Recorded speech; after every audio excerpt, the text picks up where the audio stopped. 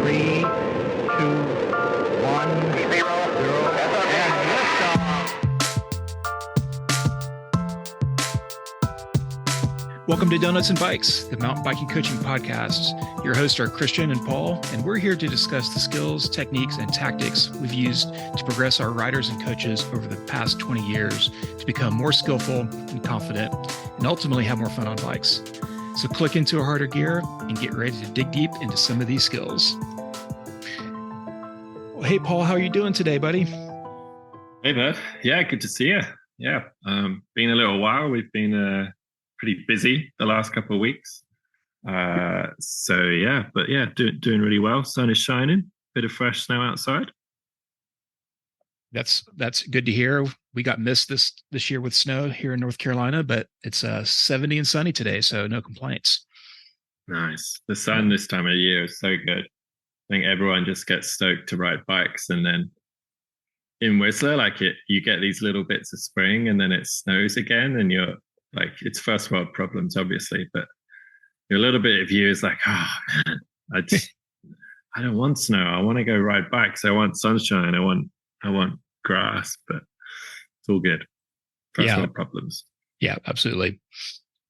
Let's do a little check-in about what we've been up to here since the last episode.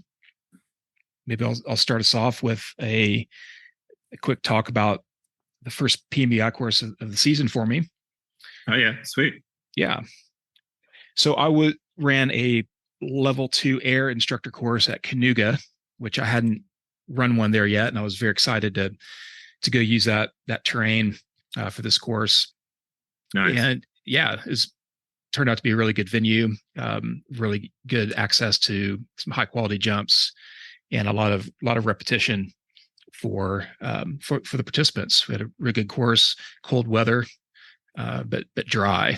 So it was a good time. Sick.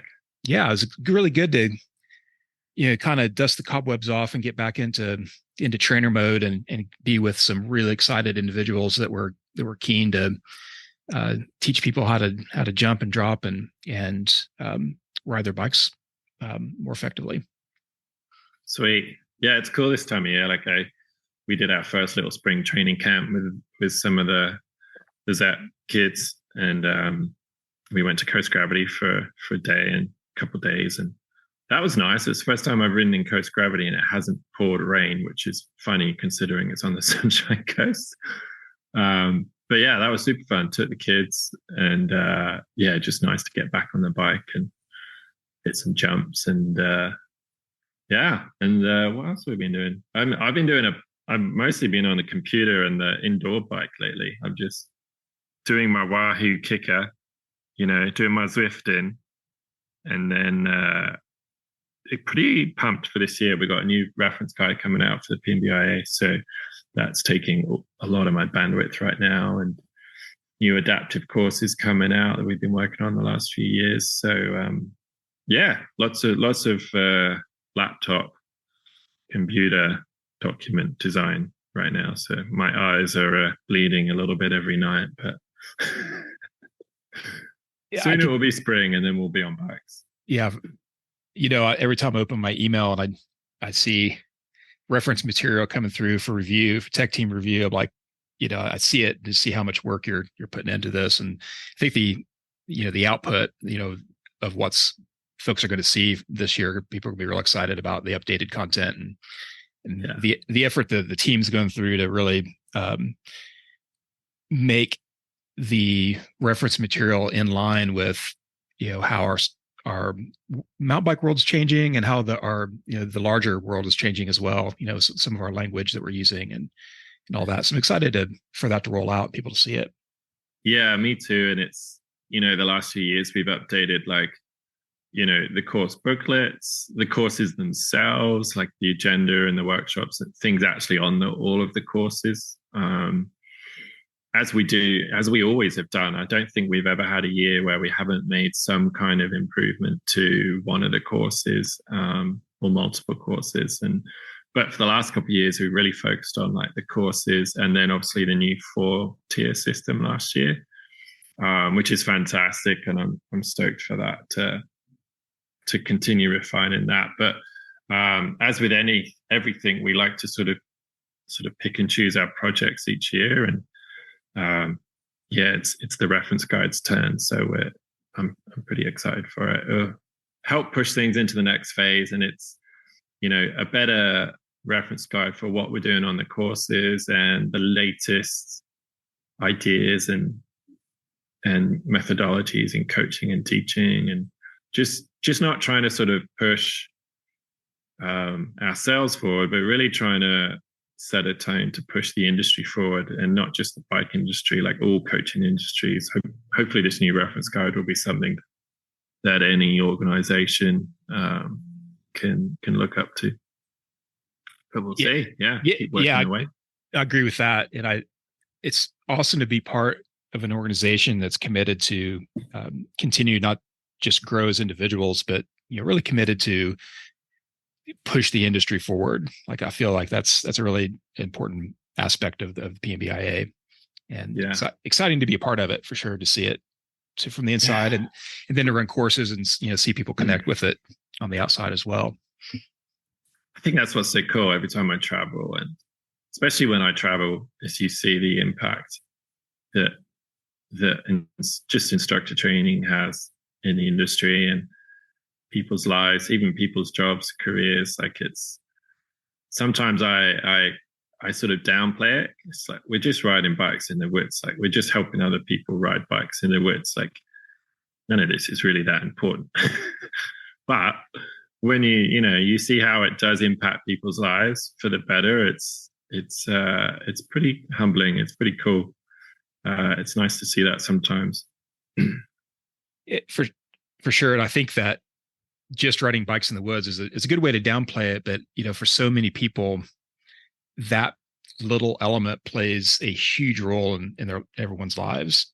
Right. Yeah. When you discover, all of the complexities of mountain biking and the all of the skill sets that we're learning and continue to progress with, it starts reflecting back, and it makes a lot of value for people. So I think it's important to stay focused on, yes, just riding bikes in the woods, but for a lot of riders, it's critical to them.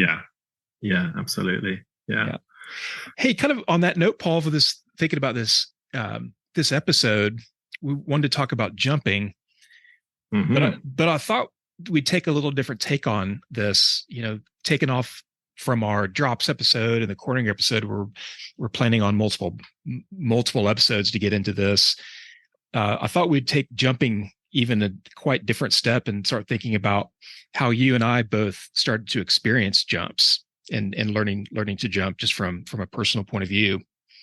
Yeah, I like that. I kind of like the sort of the story idea behind it, and maybe in a future episode we might get a little bit more technical with how to jump or how to progress or learn. I'm sure we'll dig into some of that today, but really I think just the personal experience side of jumping it's a neat story, and not just from us personally, like your story or my story, but just I think also the evolution of jumping in mountain biking, and how that started and where it's come from and where it is today.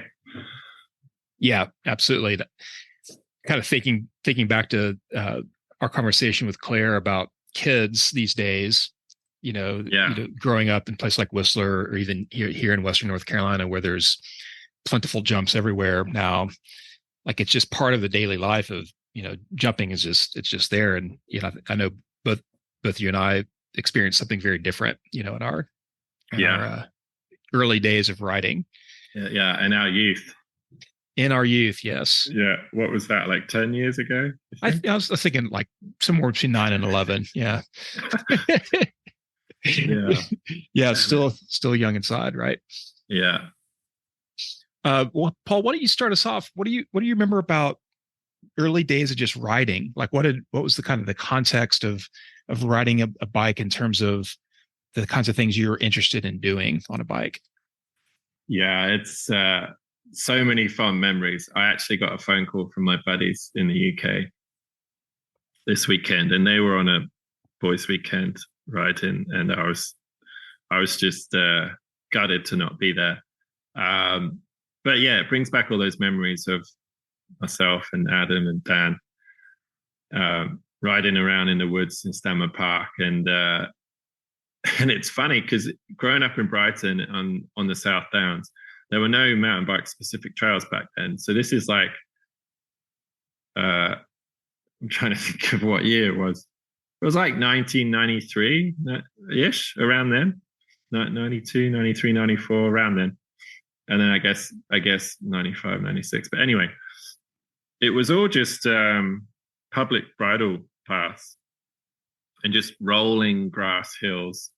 And there was no specific trails until we got a little bit older. And then Friston Forest, there started to be some like hand-built trails with like berms and a couple little jumps.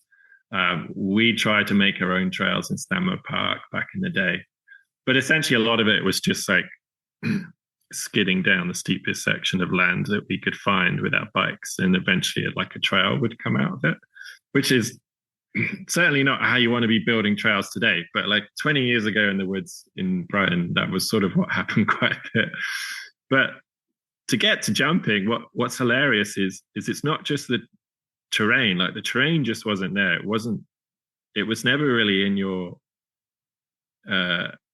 it wasn't really a goal that you set, because there weren't really jumps around to sort of ride past and think, oh, they look cool, I want to hit those. Unless you went to like some sketchy BMX track. We went to, I remember there was this BMX track there, this point in Brighton, and it was just too big and rough and scary. It didn't really work, but it just wasn't a terrain there. So it was interesting, because you think back to like, why did I not learn to jump? It's just because it wasn't, at least where I was growing up, it just wasn't even really a thing. And then what was hilarious was in Friston Forest, when there were a couple of jumps, they were always doubles. Tabletops didn't really exist, because anything that was built was typically hand built. So you didn't really have machines to sort of move all the dirt and create these sort of nice, round, smooth tabletops. And so they were super sketchy, like super short ramps, usually a massive gap. And they were just so scary. Well, that, and plus the bike, like, I don't know if you rewind your mind back to the bikes we were riding. Like, I think now, like, I actually bought a 1994 Marin Eldridge grade just last year. It was on eBay. There's quite a cool secondhand, like 90s retros mountain bike scene in the UK. You can get all sorts of like iconic 90s mountain bikes, because there's always been a great secondhand kind of culture in the UK. Anyway, so I bought this 94 Marin Eldridge grade, which is pretty much the exact bike I had in 93, 94. And I brought it home with me to Whistler. And what's hilarious is just how bad it is. Like, it was, at the time, it was such a sweet bike. But now I don't really feel comfy doing anything on it other than like riding it along the Valley Trail. It's just so bad. It's so horrible. As much as I love it, it's absolutely horrible. So I think that's the other side to it. It's like the terrain wasn't really there per se, but even if it was, I don't know that you would have wanted to do it on those bikes as much back then anyway, or you could have. It just would have been way harder. So like the barrier of entry into jumping was just so much higher. But yeah, I guess that's a good start. It's just the terrain and the equipment back then didn't really set you up for success. It wasn't the first goal to choose. It was usually something else. Like one of the classic goals was like, who would break last before they hit the gate at the bottom of the field that right. we'd be riding down as fast as we could. It was, you play chicken with who would break last before you hit the fence at the bottom. It's just such a different scene to now. Yeah, I feel like that's a ubiquitous kids game everywhere. Like I remember doing that as well in the early days. Yeah. Chicken with the fence. Yeah. What about you? So like, you obviously didn't grow up in the UK. You're in the US. So what was your experience back Yeah. then with biking and jumping? Yeah. So I grew up in Southern Illinois as a kid in a little town that actually had a bicycle factory in the town. Oh, sick. And so they made just department store quality bikes, but they all made them. They all made it manufactured right there in the town, and they had component industries were there as well. So their bikes were pretty part of the fabric of day-to-day life there. Your kids rode bikes to school. I had a paper route. It's my first job delivering papers on bike, and there was, I don't know, a dozen or more kids that all had paper routes. And so we were kind of used to seeing a lot of bikes and a lot of riding. And I remember specifically riding my, BMX bike was the bike that I rode back then, and having routes through the town through all of the ditches that had jumps that kids had built. So you just kind of link together like this trail down a road through this ditch, through this backyard, and you kind of knew who had a good jump and who didn't, and kind of how all that worked. And so I remember just doing that, but not even really considering it like jumping. It was just out riding bikes. Yeah. Right. So because I don't remember really even seeing, magazines with people jumping at that point or whatnot. Definitely not videos. Were they tabletop jumps or just like little kickers? Someone shaped in? Just little kickers and ditches, like onto a sidewalk, like no landing. Yeah. Oftentimes, like my house we had a large tree that had broken the sidewalk and lifted some of the concrete up. And so we had this really, really cool concrete jump, like right in my front yard. But I think that, once I found mountain biking, which was, I think my first mountain bike was in 89, and I was in North Carolina at that time. I had a giant iguana. I think cost $400. I think full rigid. And when I was in college at NC State in Raleigh, the riding that was around there was all these old hiking trails, mostly around lakes. And so they were like fisher, angler paths to get into the fish, to fish the lake. So they're very, very eroded, very fall line. And I remember the early days of riding those things, just being absolutely humbled by anybody that could navigate through the terrain. Right. And I remember like just following a buddy and just having to walk my bike, through the routes and, falling into the lake. And that I think really set the trajectory for, the next decade or so in terms of my skill set.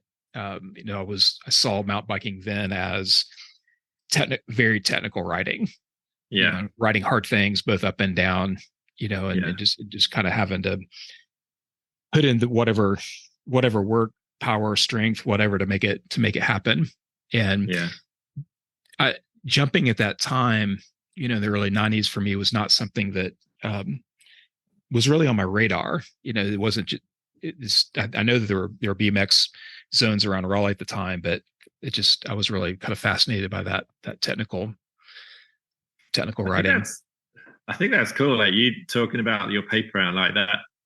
That's funny because I had a paper round too, and the way you were talking about it there, it kind of reminded me, like, even though I wasn't specifically like learning to jump or kind of having that specific goal of I want to learn to jump properly. I think back now, and with those reminders from you, like I was constantly trying to get the wheels off the ground. So every little curb or bump or tree root or anything that looked remotely like you could, a ramp or a roller, like we were constantly jumping off it and playing off it, or steps. Like you're always dropping off steps. You go, the classic one was like, how many steps high? What was your limit? Could you do like a 6-pack, a 7, 8-pack? Like what was your limit in terms of how many steps you could jump off? But I think I think the idea of what jumping was so different back then. Like just getting a little bounce off a mound off the side of a tree and catching some air, in a way, like that was considered your jump. So I guess in a way we were jumping. It's just we weren't necessarily jumping by today's standards. We were just jumping by the standards back then.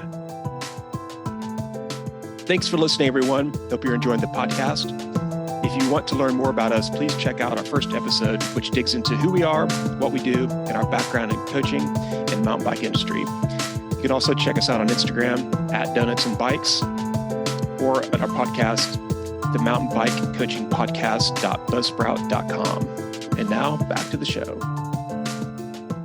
What you're getting at here is the idea of disciplines within mountain biking. Yeah. Now we have distinct disciplines, dirt jumping, free riding, trail riding, et cetera. Back then it was just riding. You're just riding your bike. Exactly. Yeah. It was just part of it. It wasn't something specific. It wasn't a niche thing. It was just like, oh yeah, there's a roller or a mound. I'll catch some air off that. Yeah.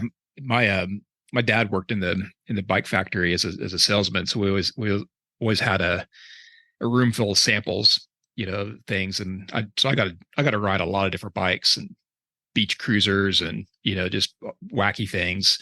And it was, to me, it was just riding a bike, Yeah. But I think, back to the idea of like technical trails, like to me, like the mindset there started to shift a bit, where I was like, I kind of started to recognize that there was like a more kind of a race oriented friends, people that were out wanting to go really fast and win races. And then to me, there was this other thing then that was riding trails. And at the time I didn't really, have language to differentiate between the two, but, obviously I think that it did start eventually, to actually get into categories. What do you remember, Paul, about like your early, like technical trail riding? I mean, it's funny. I think back to like back then, and I think technical trail riding, just for us, like growing up, it didn't really exist by today's standards. So like back then, technical trail riding would have been like slippery English woods, muddy, and the steepest stuff we could find.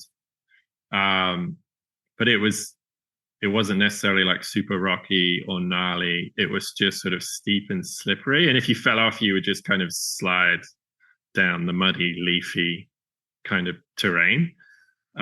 So perfect in a way, because like we would just continually try and find harder stuff to ride around Stammer Park, which was starting to become a little bit more of a place to go mountain biking, and starting to find more trails that people were beginning to sort of shape in with a couple of shovels and a bit of trail building here and there, but nothing established. And yeah, I mean, I guess it was partly that. It was partly like finding steeper, tighter stuff in the woods. For me, I think also it was a kind of a combination of like a bit of street stuff too. Like for me, I was always just keen to do everything as well as I could. And my mate Dan, like he was pretty natural on the bike. Like he was very gifted. Like he was wheeling with one hand. He could bunny hop crazy high, and he always had like a lot of the time he had the worst bike, but he would just outride all of us. And so I was always playing catch up to him. So in a way, it was like if we were on a big open sort of grassy trail like we have on the South Downs, it's just rolling grassy hills. It's classic mint sauce stuff. You're just seeing how fast you can go down this super easy trail. So that it was kind of all about the speed, and then the steep woods was just trying to find the slippy stuff you could find. But then even like street stuff, like we would find stairs, and kind of Dan would usually like jump down a set of stairs, and okay, I'll see if I can do it. And gradually our bikes got better. Like we got a little suspension fork on the front. We went from those crappy caliper brakes to V brakes, which I was saying in Claire's episode, I actually thought the V brakes were pretty good. They they were so much better than what we had before that I thought the V brakes were like almost like the jump from what we had to V brakes is almost as big as like V brakes to disc brakes. Like it was such a big difference. Yeah, I think you're right about that. Sure. And then so we got like a better brakes, little bit of suspension on the front end, and we'd get like wider handlebars. I mean, today's standard, it's all pretty rubbish, but it was a big step up from what we had. So as we got older, we generally got, I think I started riding without clips as well. I kind of swapped between clips and flat pedals because I raced junior XC, so a little bit, and I was on clips for ages. But then I started swapping between them depending on what I was doing that day. Like I'd have my clips on my paper round, but then if we were going to the woods or to Friston Forest and there was a little bit of a downhill circuit there with berms and sketchy jumps, so I'd put flats on. So by clips, you're meaning like the actual the foot yeah, like strap. clipless. No, like clipless. Like clipless. Today, okay. Yeah, same as today. Okay. I had these Onza. They were so cool, clipless pedals. But anyway, did you ever have the old school like road clips from the 80s? With the strap. No, I didn't have that. Toe cage. Yeah, I didn't have that. The bike came with it, and I chucked them off straight away because I always thought they just weren't cool, man. They weren't cool. So. But back then there weren't even like proper flat pedals. Like I remember my first pair of flat pedals was like a bear cage thing, and they were so dangerous. Like if you slipped a pedal, it was like so sketchy. So even that was around like the evolution of good flat pedals back then. But yeah, technical riding, it's funny, like for me in the UK, like it was just a combination of everything. And it kind of goes back to what you were saying with disciplines. Like there wasn't cross country and downhill and all that. It started to come out. And even then when we raced downhill on the same bike, we raced cross country. Like it was just mountain biking. Yeah, exactly. Yeah. Well, I think that once I moved to the mountains and started working for the Outward Bound School and exploring the trails here is when, my appreciation of the technical riding really took off. As you know, the riding around the Brevard, Asheville area back then was very rough, very janky. Yeah. And super raw. To me, that was like the bigger brother of all these things and that I've been riding as a college student, right? All the really complicated route areas, but also, the mountains then introduced steepness and a lot of rocks, a lot of just a lot of tech. And so that was my focus, for a very long time. And working for the Outward Bound School, we had all these protocols of how we would guide students in the forest, and basically it was to go backwards on most of the downhill trails. So you'd go up the hardest part and down the easier part. This was like in the year 2000, and again we're still limited by the bikes. Back then I think we were riding maybe 80 mil travel forks with V brakes. With basically teenagers in Pisgah, which was a recipe for a lot of shenanigans, on the trail. Well, that's really, like, for me, that's really where I started to discover, like, by today's standards, like proper technical riding was North Carolina. When I started working over there in like the late 90s, it just blew my mind because I spent a year in Australia and I was working as an assistant teacher there in Alice Springs, and the riding there kind of blew me away. I had no idea how good the riding was around Alice Springs, and that was definitely a notch up from what I'd grown up with. But going to America and North Carolina, like, it ruined mountain biking for me because I went back to the UK and I was just like, this sucks. Like the longest downhill was like a minute and a half, and I'd been like riding in Pisgah, and we've been doing downhills for like, over an hour, right? Hour and a half downhill. It's like, it blew me away. And I think that's where I really started to develop confidence for technical riding was North Carolina. But it was interesting, like coming from a place where the riding wasn't great, But having just ridden for so long and played so much, especially in my paper round, like I literally spent every morning wheeling, bunny hopping, trying to jump over a curb or jump off that bank or jumping down steps just on my paper round through town. Even trying to manual a little bit. Could never really do that because my seat was always up. Right. Chopper post, the best thing ever. But yeah, it's interesting how much, like, even though I didn't really have that terrain, how quickly I felt comfortable in North Carolina just from that kind of that skill progression, basically. Yeah. Now, I remember I was at the Outward Bound school. I've been riding and I'd been guiding these mountain bike courses on hardtail, and with suspension fork, and all the students have the same thing. And so my first experience on all the trails from Boone to Brevard was on these hardtails, and there was full suspension was obviously existed at the time, but there was like a bit of a cultural shift here where it's like you've got to learn to ride on a hardtail. Like this is the way to do it, right? You'll be a better tech rider. I remember one of my colleagues, my co-instructors, had a GT full suspension that he's like, you need to borrow my bike. You need to go ride it on whatever you want to ride it on. I'm like, I don't know. That bike's like 38 pounds. I like my bike, but he like kind of pushed me into going to do this. And I rode up Club Gap and then to Bennett, which is one of the classic like downhills there. I love that trail. Very chunky. Right. And the bike absolutely blew me away. I mean, it ruined me. I was like, as soon as I was done with the ride, I was plotting like, how can I get a full suspension bike? Like this was an absolute game changer. But it speaks, That's cool. I mean, it speaks to what you're talking about there with equipment, catching up to, what we're wanting to do. And then also it starts to limit us less and give us even more opportunity, which I kind of think is still what we're seeing today, right? It's not the thing that's holding us back anymore. Like it's not the bike, it's the skill set. I think mentally too, as well. Like that reminds me of this kid we knew, Ollie. What was his name? Ollie something or other.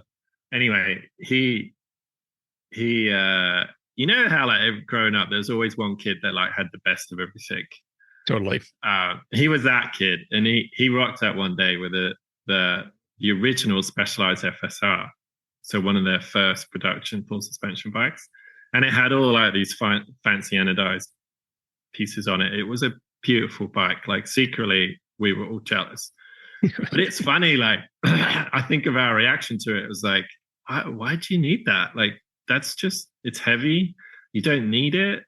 It was so funny, our reaction to it. We were so negative, probably because we were just teenagers and jealous that it wasn't ours. But you think back to that now, you think that's ridiculous. Like it was obviously a huge step in the right direction for like better equipment to allow us to do more things. But I think that's also why I really clicked in North Carolina, because that was the first time when I got back from Australia, I got a different bike. I got my Marin Rift Zone.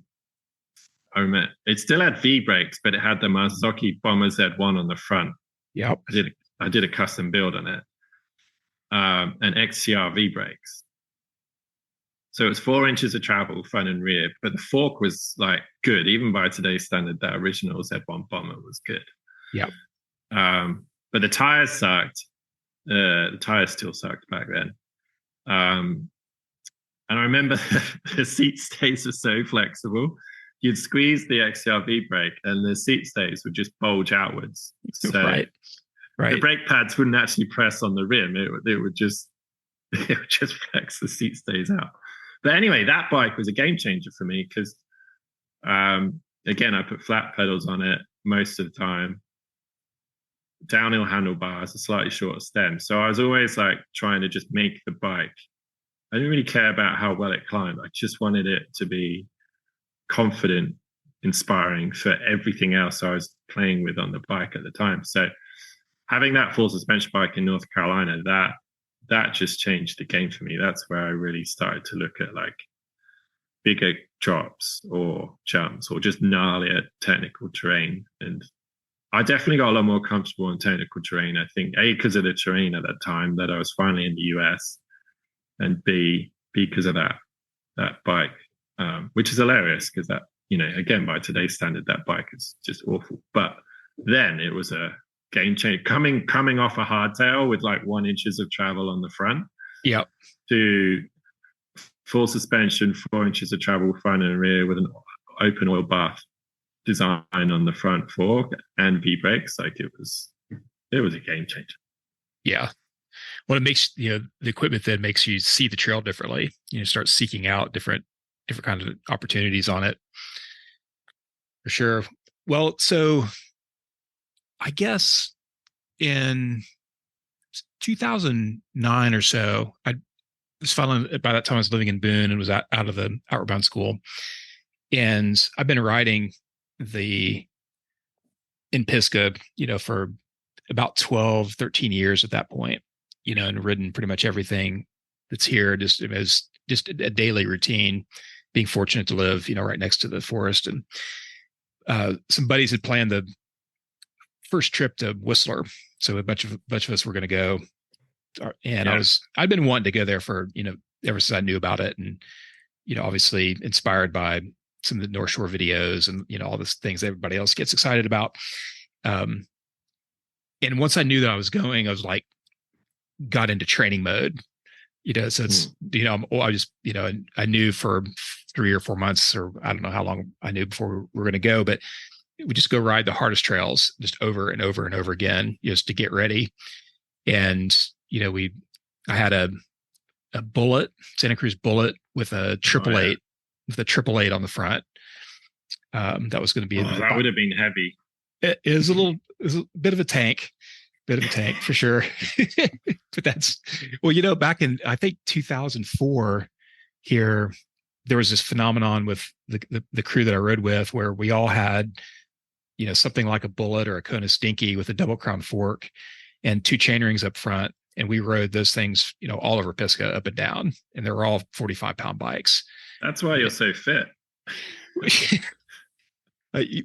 Yeah, or just not smart. But we were we were insistent that was the way that you have to ride Pisgah, right? Yeah. It's that or you don't ride, and it was kind of silly now. But anyways, it was the best at the time. At the time, it was the best for sure. Yeah.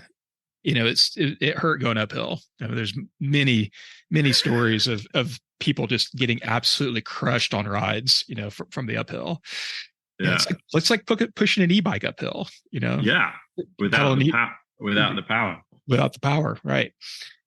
And so I remember getting to Whistler, and the first day there, we actually went to Pemberton, and the first trail we rode was Resurrectum. Yeah, which is one of the super tech ones there. And it's a sick trail. It just, my mind was blown. And we did Gravitron.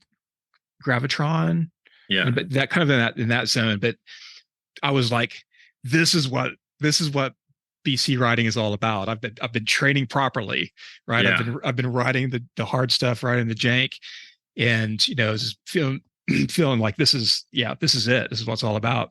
The following day, we were in the bike park, and we were at I think the top of A line. My buddy Chad, who'd kind of organized the trip, he looks at me and he's like, "Man, I hope you got your jump on," you know, and then he takes off. And like, I had no idea what I was getting into, you know. Did you even know what A line was? I mean, vaguely. Yeah.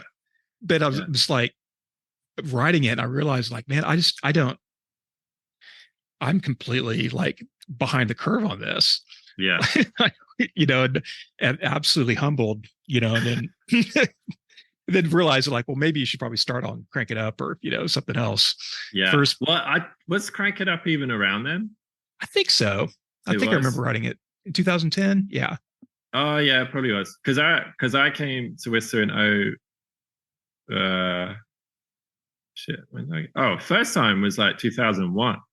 Oh, wow. And I think, I might be wrong here, but I don't think so. Like Crank It Up didn't exist then. So your only option was A-line. Well, an A-line was much smaller than it is now. Yeah. Even back in 2010. Yeah. But in that process, I kind of realized that there was a separate skill set, but it was just, there was something else going on here that I really needed to kind of figure out. I got really inspired by it because it was fun, right? It was like this whole other kind of progression that I kind of missed out on at that point.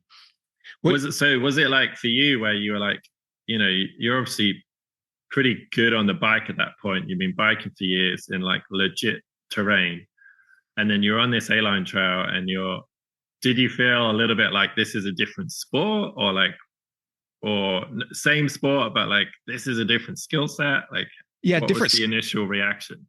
Different skill set and kind of a different mental approach as well. Yeah. I developed my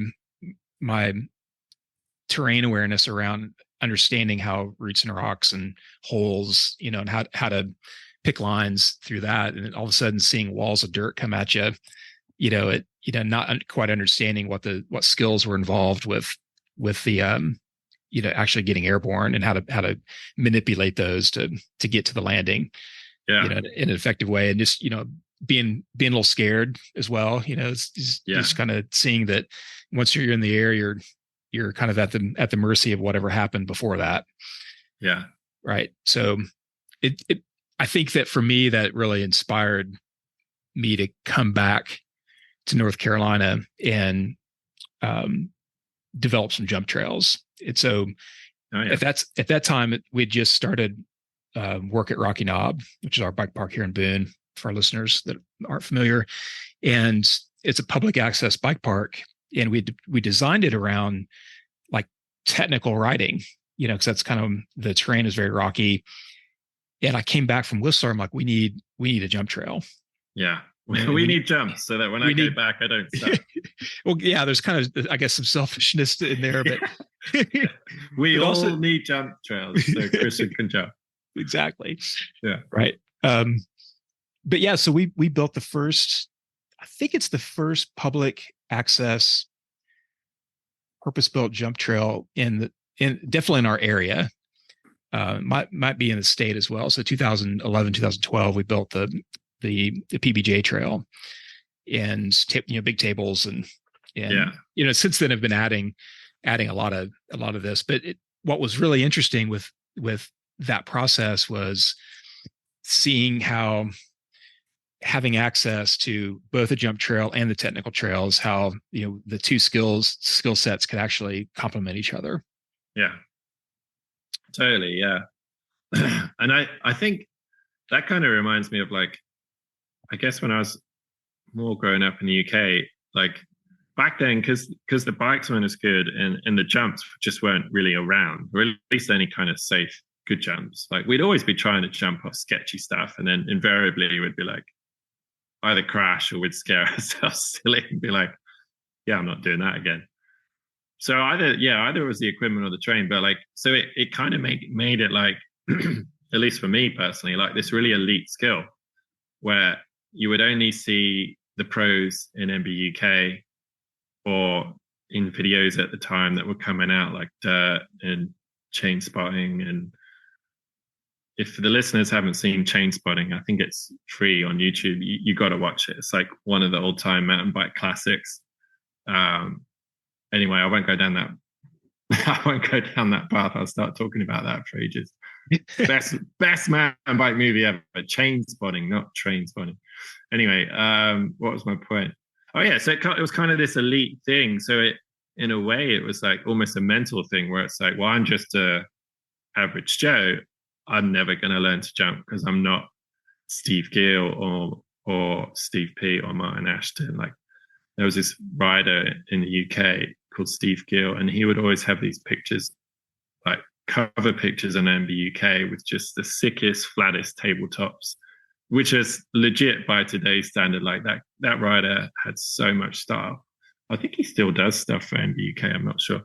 Anyway, so it's sort of this elite skill. And I think that's what's different today. It's like when you see everybody jumping, kids, mums, dads, whoever, it sort of demystifies the skill and it sort of makes it attainable and makes it achievable. Whereas I think for a lot of my like youth, young adulthood, it was such a sort of elite skill that I think that kind of changed how I approached it mentally, because I just sort of put it in the category of like, oh, that's for expert riders. That's for pros. That's not for me. So I'm just going to enjoy riding. And yeah, and I think similar for you, like it wasn't really until I came to Whistler where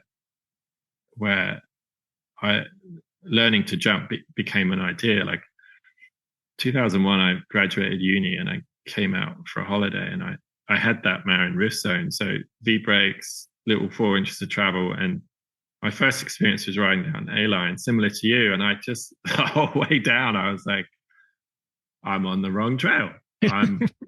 I'm on a dirt bike trail. This isn't a mountain bike trail. Like I'd never seen like such a wide, because everything up until that point was a natural hand-built trail. I think it was the first time I'd ever ridden a machine-built trail, and it was so weird having this like, what is it, like 6 foot wide?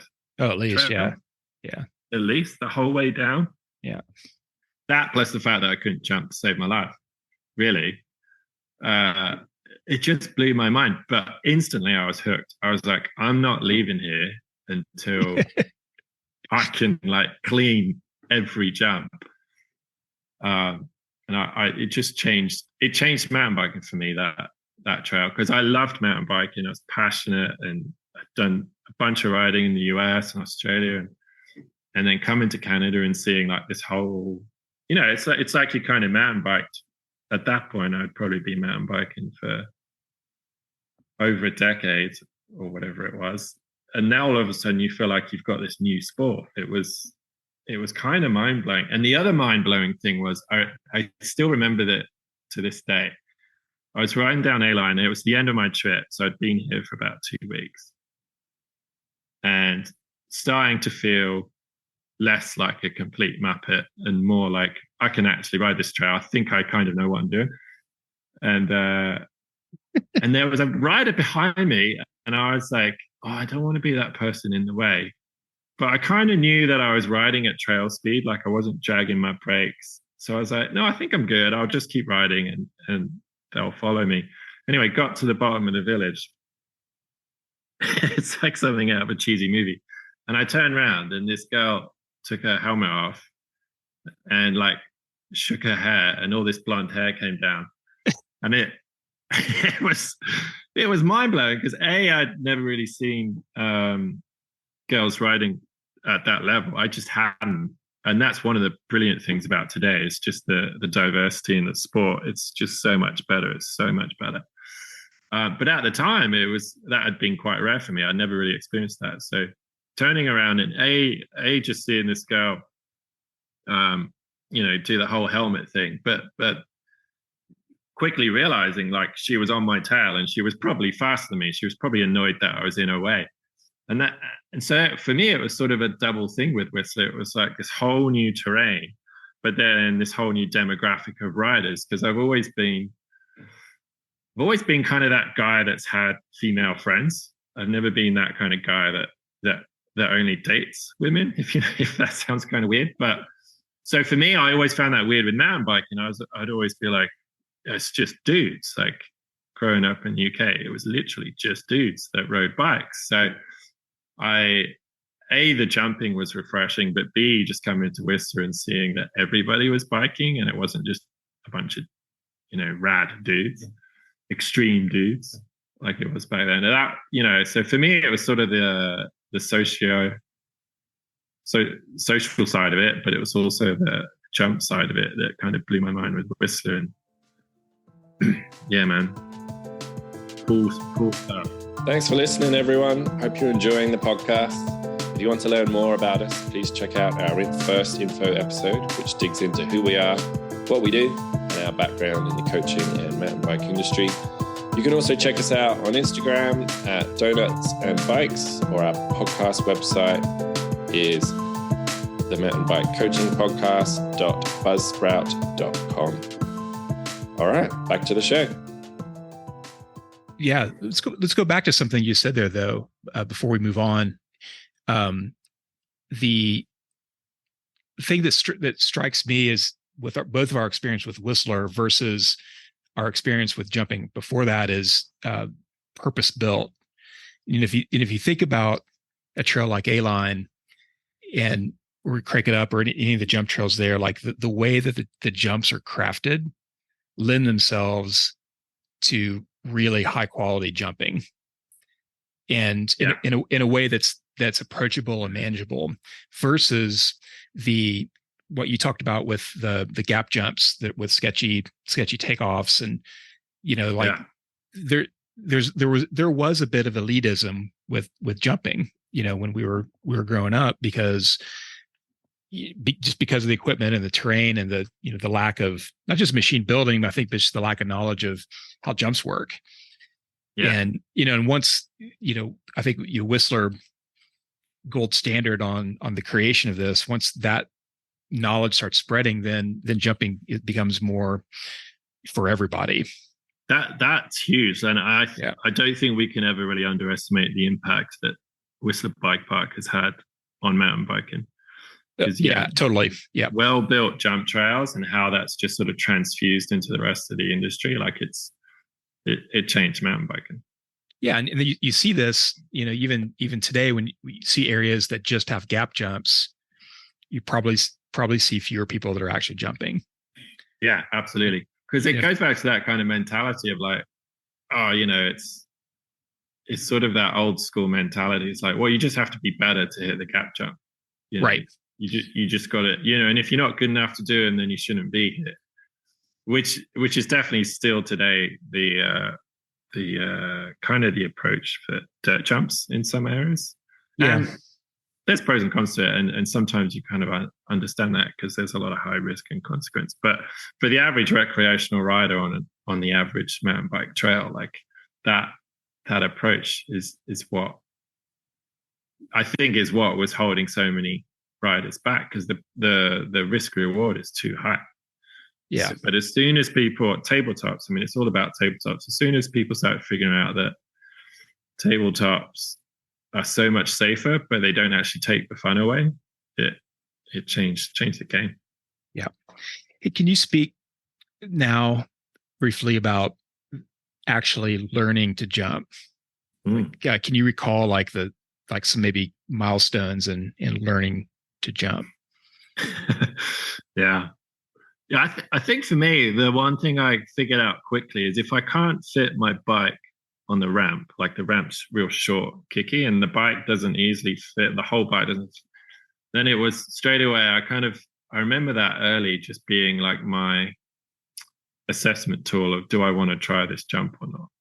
Because anytime that the ramps were really short and kicky, you knew it was harder. You knew it was going to be more difficult and more sketchy. So, and I kind of got that. I learned that pretty early from a couple of jumps in Friston Forest. They were like super short and with massive gaps. And yeah, so partly I always remember that it's just the shape and size of the jump, of the ramp. And a big ramp didn't necessarily mean a big jump. It just meant it was a lot smoother and easier to manage the forces on the ramp.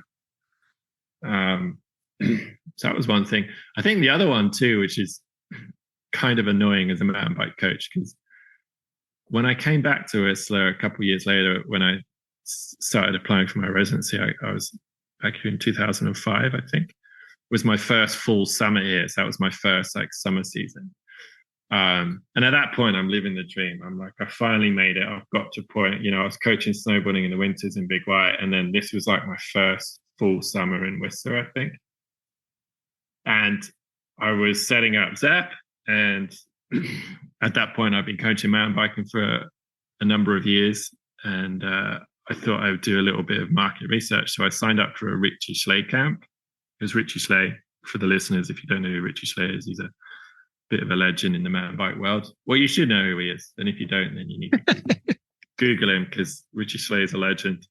But I did one of his camps because I was kind of interested in just improving a few of my own skills for my own coaching, and I was interested to see what I could learn from him. And then B, I was kind of just interested to see how they were coaching. So anyway, so I did this 2-day weekend camp. Long story short, the coaching was not great. Let's just say that. We'll leave it there. Not great.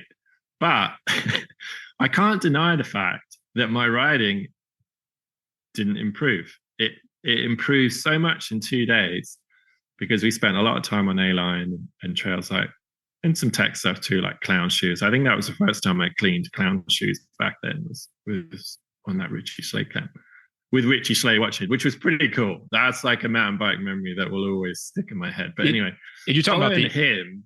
You're talking about the old clown shoes with all the wood. The old clown shoes. Yeah, with all the wood and that's wacky, sketchy kind of North Shore stuff. But following him for 2 days on A-line, and I kept asking him for like feedback or just tips. I was like, how are you doing it? Like, should I be pushing or pulling or like?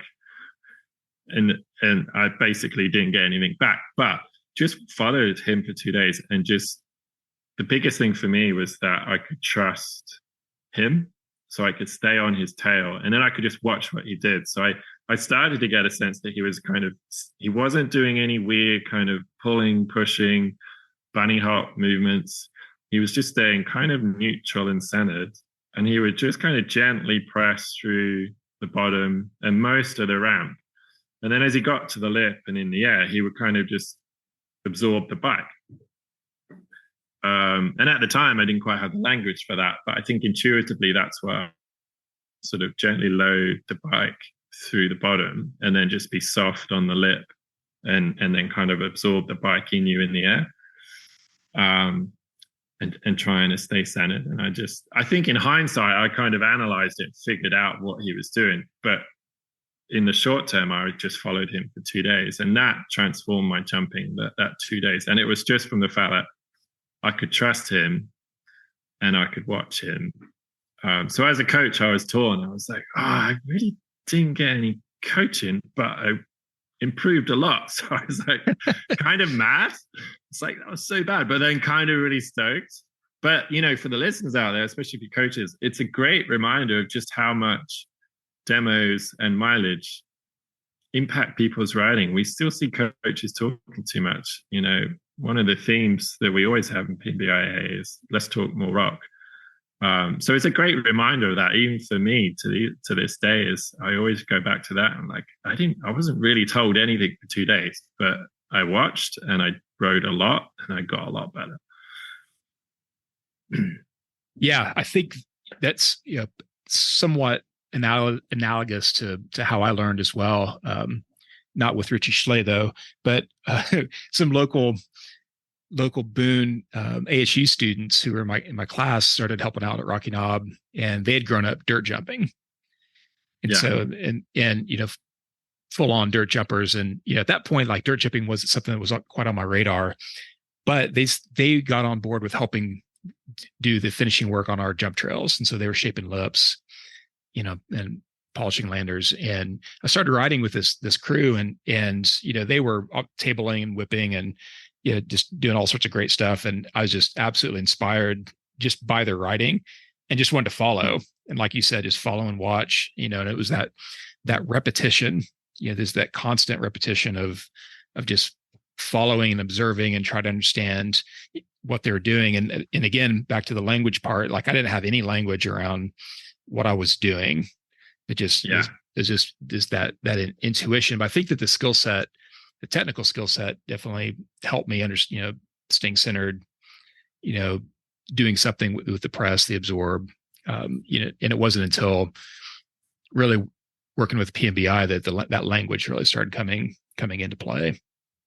Yeah. And I think that's for me where I think my jumping really took off, was like that the rest of that summer after that camp, I really kind of tried to come up with the physics, basically, of what's happening and the biomechanics, and trying to break it down into a couple of bullet points. And I think once I kind of figured out the techniques and the language, like press, absorb, or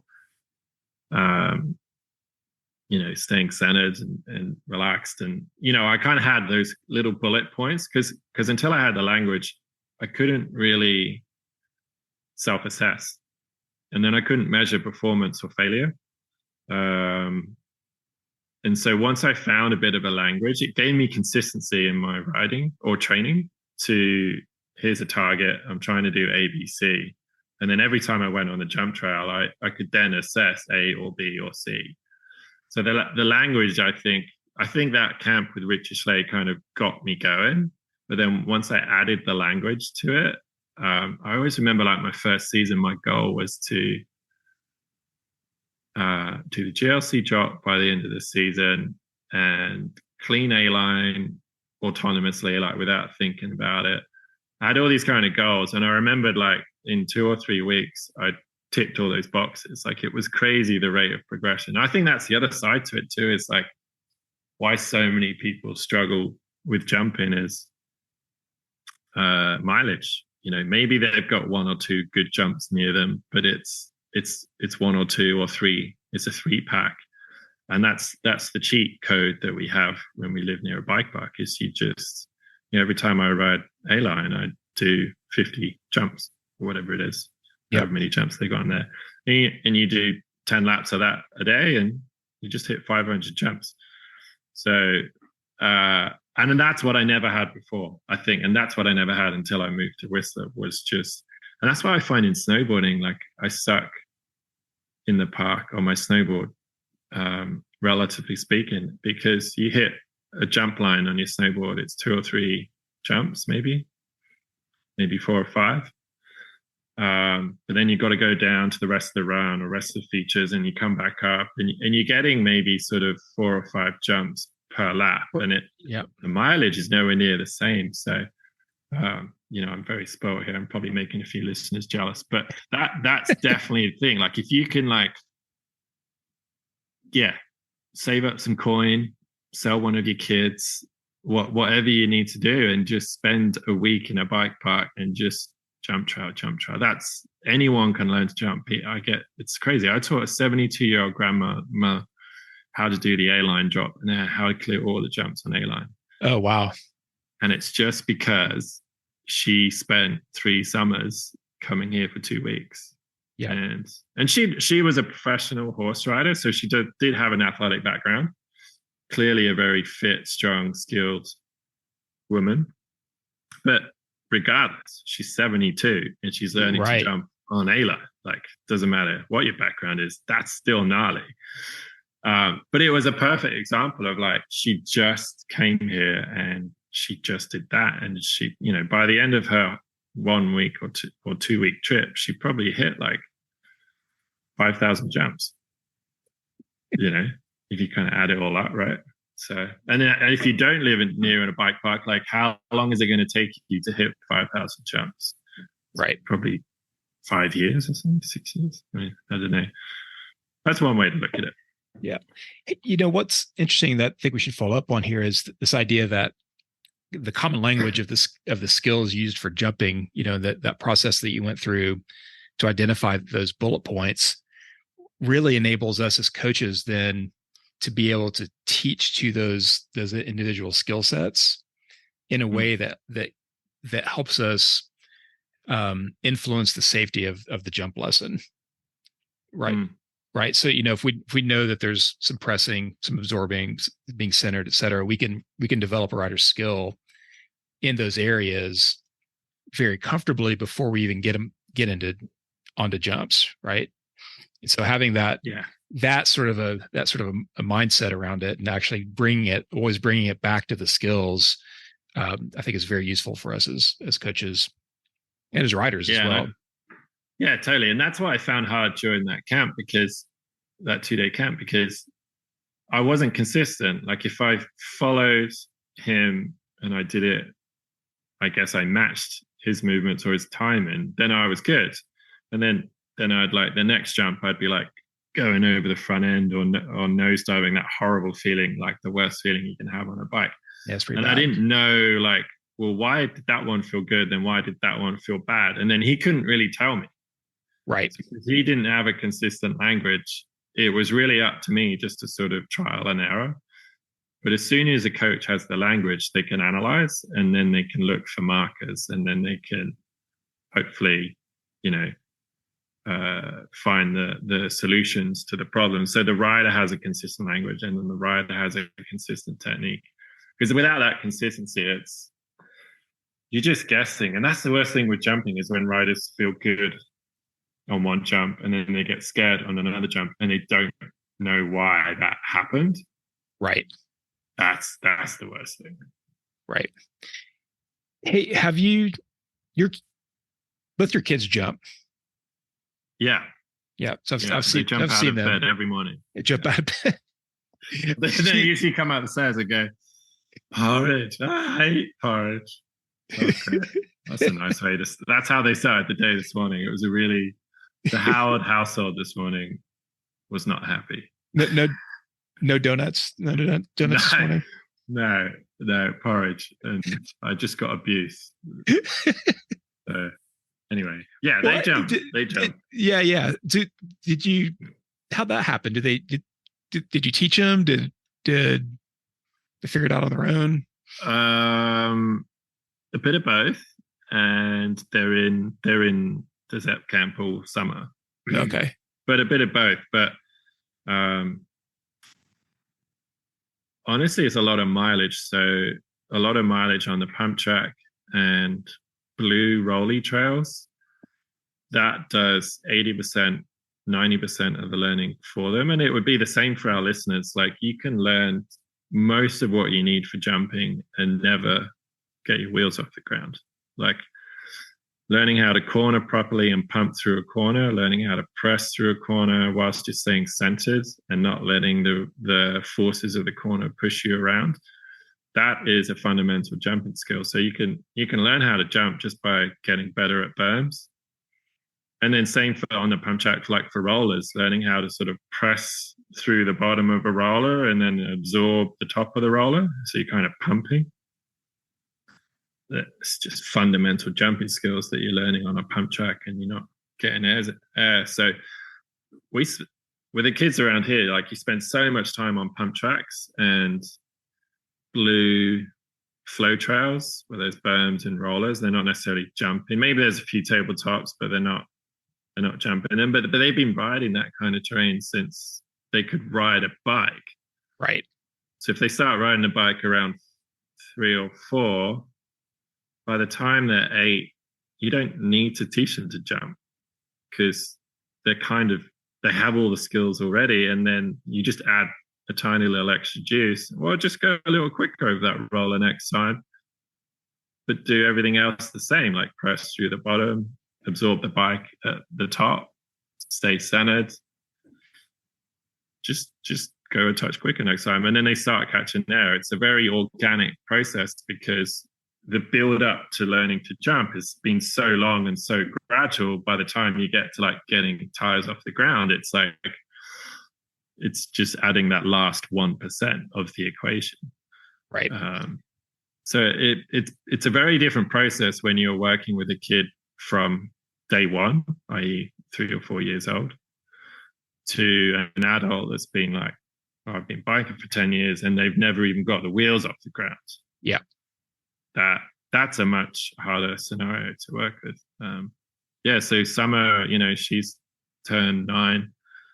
She was 9 last summer, and she started riding A-line at 9 years old. I mean, that's insane. Like, yeah. I mean, I didn't ride A-line until I was 22, and even then it was just for a few days. So it's just mind-boggling. Like, she's not like landing everything on A-line, but she's comfortable riding on A-line. She's doing a bunch of the smaller jumps for sure. She'll be 10 this summer. So yeah, I don't know what she's going to get up to this summer. Yeah, I think Jude was 9 the first year he rode A-line. But again, parallel story. Like, he grew up on a pump track. I mean, they both my boys did. That's what we did. That was the after school activity for a really long time.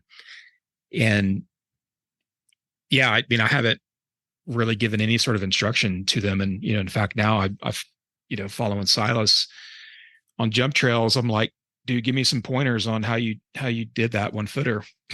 It's so big, and that the tables have turned.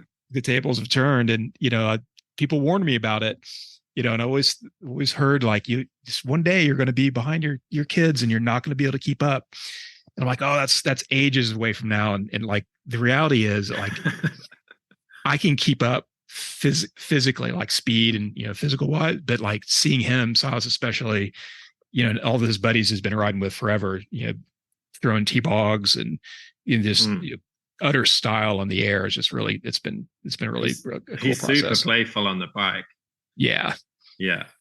It's but then he started from a better place. Like his whole progression has been more purpose built since the beginning, whereas our progressions were like, in a way, they were like hampered for years. Oh yeah, crappy equipment or crappy jumps. So we had like the least ideal progression, whereas they've had the perfect progression, perfect bikes, perfect terrain, loads of time.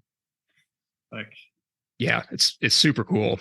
And even watching him and his friends go down a tech trail with style, like jumping little, jibs here and there and nose pressing this or that. And it's like, man, that is so cool. Yeah. That's why everyone should learn to jump. Yeah, absolutely. I'm passionate about that. When people are like, oh, I don't have any interest in jumping. I'm like, no, that's like saying you don't like donuts. Like, that's ridiculous. Like, everybody should learn to jump, because even if you're not really jumping, it just gives you so many skills that transfer over into your technical riding. Well, and I think for me, it's like being playful. It's that exactly. Yeah. Right. It's that playful spirit that you get into, kind of like what you're saying back at the beginning. Like bikes aren't really, we're just riding bikes in the woods, but when you click into those moments of joy, it's way bigger than anything else at that moment. Yeah. And again, learning to jump, I think is for an adult, I think is really learning to be playful again. Exactly right. Yeah. I can't ride my bike and not be playful. Like, I don't think in that respect, I know I haven't grown up since I was 12. Like, right. I get on the bike and I'm just a kid again. Like, the idea of riding a trail and not being playful on it, like, what's the point? Like, that's why we mountain bike. Why a mountain bike is for fun. So the more playful you are, the more fun you're going to have. And apparently, the more skills you're going to develop. You're going to be so much smoother and more efficient. Well, I'd add, maybe to get a little philosophical here with jumping, I think that what we're talking about is self-expression. Yeah, sure. Once you're in that progression and of jumping and jumping well and learning style, like you're really tapping into, can you express yourself through your movements? Can you unlock your feelings inside and apply them to the movements in the air, or carving up the lip or whatever it is? And it's a very satisfying feeling, right? Oh, it's the best feeling ever. Yeah. And you don't have to have big jumps to do it. No. And once you learn to jump, you don't really even need jumps to be playful. You can be playful on pretty much any trail. I love teaching jumping, and like, you'll get someone that's, they do their first jump over a tabletop, just a small tabletop, but they know they land smoothly on the backside. And it's crazy to see the excitement in their face. And you're sort of like, wow, it's just so cool to see them be so excited about something that now you do without even thinking about it. Yeah, totally. You're almost like, oh, yeah, why are you that excited? But then you're like, oh, of course they are. Like, that's the first time they've done it. Like, you remember the first time you clear a jump, or the first time you land a new jump. Like, I still get that now if I push myself to bigger jumps, like the pro line on dirt merchant or crabapple hits. Like, oh man, you still get the the butterflies and the pure elation when you hit that big jump that you haven't hit for a while, or you hit that big jump that you haven't done before. Like that never goes away, I don't think. And that's another reason why people should learn to jump. It's the coolest feeling in the world to overcome that fear, and that just helps you in all walks of life. Just going through a progression, overcoming a fear, being successful at it. And today we have everything set up for us. The bikes are better, the trails are better, the coaching is better. There's no reason why people can't learn. That, I think that's a good place maybe to wrap this up. There's no reason to not learn to jump. Exactly. There's no reason anymore to not learn to that. Yeah. Well, man, this has been awesome discussion here about jumping. I like hearing the stories and telling the stories. And I believe you mentioned you have a donut story for us.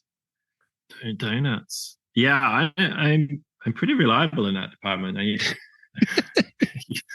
I take my research seriously.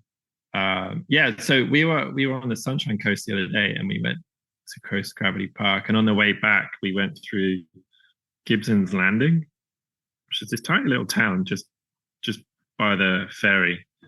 Anyway, we had a really nice lunch, and then there was a coffee and donut shop. So we popped in after lunch, and it was they get Deadly Donuts, which is from Vancouver, but they get them Saturdays only in Gibson's Landing. I'm not sure why.